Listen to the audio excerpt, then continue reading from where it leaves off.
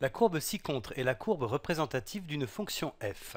On considère les points A, B, C, D, E et F de cette courbe. Donc ce sont les points qui sont notés ici. Et on nous demande en quel point a-t-on f de x fois f' de x égale à 0. Ça c'est la première question. Et puis en quel point le quotient f de x moins 6 divisé par x est-il maximal? Alors on va déjà aborder la première question. Donc ici c'est la courbe d'équation y égale f de x, celle-ci qui est tracée ici. On va considérer uniquement les points A, B, C, D, E et F qui sont placés sur cette courbe.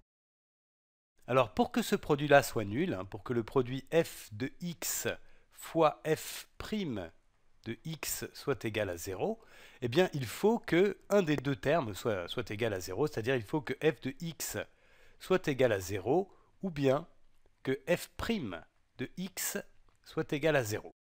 Alors on va commencer par regarder si certains points sont tels que f de x est égal à 0. Et f de x égale 0, ça veut dire qu'en fait on a un point d'ordonnée nulle. Alors est-ce que c'est le cas pour un des points qui sont donnés ici? Pour le point A, on a une ordonnée qui est nettement positive, c'est 6. Pour le point B aussi, pour le point C aussi, pour le point D aussi, pour le point E aussi, pour le point F aussi. Et ici, effectivement, en ce point-là, on a f de x égale 0.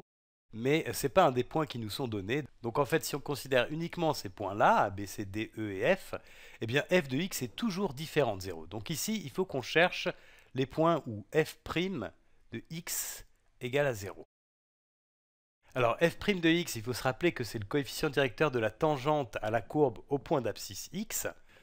Et quand f' de x est égal à 0, ça veut dire que la tangente au point d'abscisse x, la tangente à la courbe au point d'abscisse x, est horizontale. Donc il faut qu'on cherche parmi ces points-là un point où la tangente à la courbe est horizontale, c'est-à-dire où la tangente a une pente nulle. Alors le point A ne peut pas convenir, puisque au point A, la tangente, je peux en tracer un petit bout si tu veux, elle va être comme ça. Donc c'est une pente négative, une droite décroissante. Au point B, on a un changement de variation, et ici on peut supposer, bon c'est pas très clair, on est dans le cas d'une lecture graphique, donc il y a toujours une certaine marge d'erreur, mais ici au point B, on a l'impression que la tangente est horizontale, et d'ailleurs on a un changement de variation à ce point-là. Donc le point B est un bon candidat puisque ici, le coefficient directeur de la tangente semble être nul.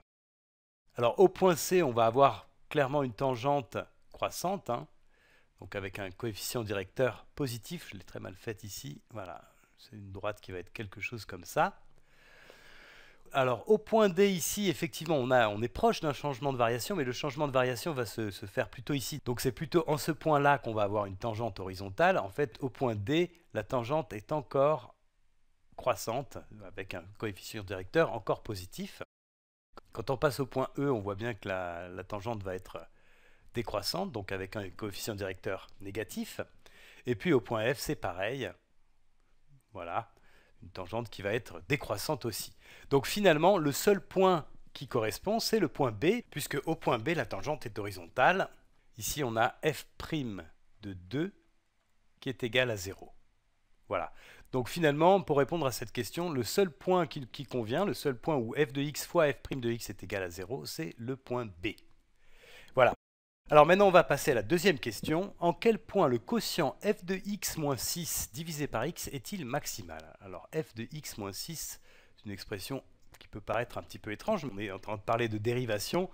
Et donc ici, c'est un peu le réflexe de voir que quand on a au numérateur f de x moins quelque chose et au dénominateur x ou x moins quelque chose, on va essayer de reconnaître ici un taux de variation.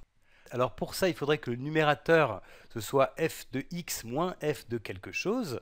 Donc il faudrait qu'on trouve un point dont l'ordonnée est 6. Alors est-ce qu'il y a sur la courbe ici, un de nos points A, B, C, D, E et F, un point qui a pour ordonnée 6?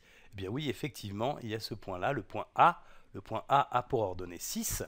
Donc finalement, f de x moins 6, en fait, je peux l'écrire comme ça, c'est f de x moins f, l'ordonnée de A, donc f de 0.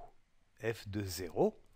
Et puis du coup, f de x moins 6 divisé par x, en fait, je peux dire que c'est f de x moins f de 0 sur x moins 0.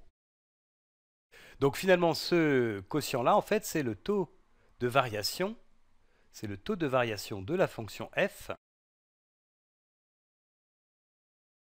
entre les points de coordonnées x, f de x et 0, f de 0. Alors ce point-là, 0 de coordonnées 0, f de 0, eh bien c'est le point A.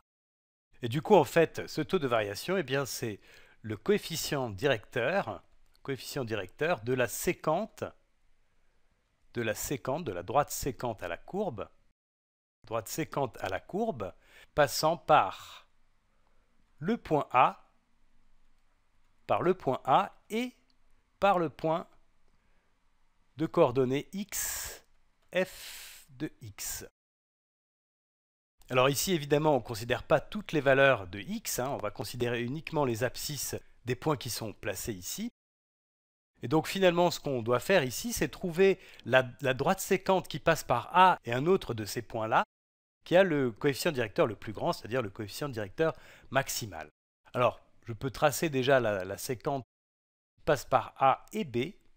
Voilà, la voilà. Et on voit que c'est une droite qui est nettement décroissante, elle a une pente qui va être nettement négative. Je vais tracer maintenant la droite séquente qui passe par A et par C. Alors cette séquente-là, elle est toujours décroissante, elle a un coefficient directeur qui est négatif, mais qui va être plus grand que le coefficient directeur de la droite AB. Maintenant, je vais tracer la droite séquente qui passe par A et D. Et cette droite-là, elle a un coefficient directeur toujours négatif, mais qui est quand même plus grand que les coefficients directeurs des droites AC et AB. Ensuite, si je trace la droite séquente passant par A et E, eh bien je vois que de nouveau, j'ai une droite qui est un petit peu plus décroissante que la droite AD, donc il y a un coefficient directeur un peu plus petit que la droite AD. Et puis si je trace la séquente AF, eh bien de nouveau une séquente, d'ailleurs elle est presque confondue avec la séquente AC, mais en tout cas son coefficient directeur est nettement inférieur au coefficient directeur de la droite AD. Donc finalement la droite séquente parmi toutes celles-ci qui a un coefficient directeur maximal, eh bien c'est la droite AD. Donc finalement, à quel point le coefficient f de x moins 6 sur x est-il maximal? Eh bien c'est au point D. Voilà.